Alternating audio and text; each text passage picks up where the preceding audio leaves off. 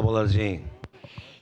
Então, senhor presidente, a Defesa Civil, ela precisa ser a linha de frente em situações de risco e situações de calamidade pública como a enfrentadas pela nossa cidade, como citado no documento, principalmente na madrugada do dia 17 para o dia 18, na nossa cidade, com as fortes chuvas, com os fortes temporais que nós enfrentamos aqui.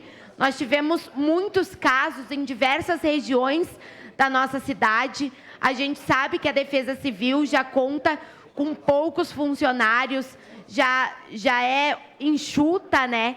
Então, a gente precisa ainda mais contar com os esforços da Defesa Civil, porque ela, de fato, precisa ser a linha de frente nesses momentos difíceis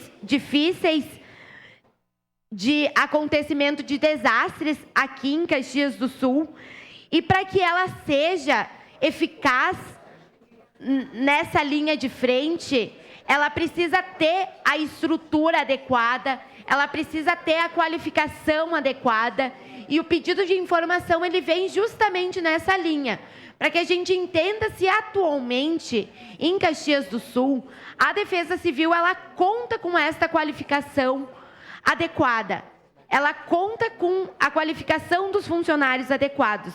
Conforme a Lei 536/de 2017, os funcionários da Defesa Civil, eles precisam ter a qualificação adequada para serem funcionários da Defesa Civil. E a gente tem a dúvida se os funcionários atualmente da Defesa Civil contam com essa qualificação.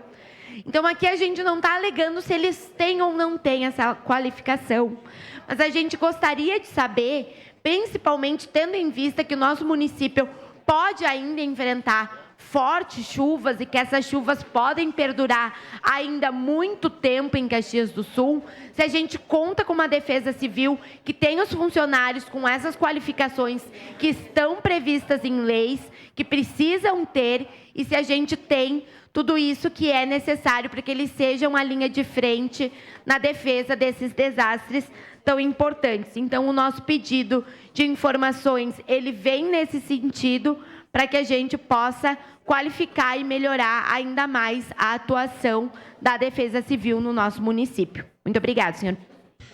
Obrigado.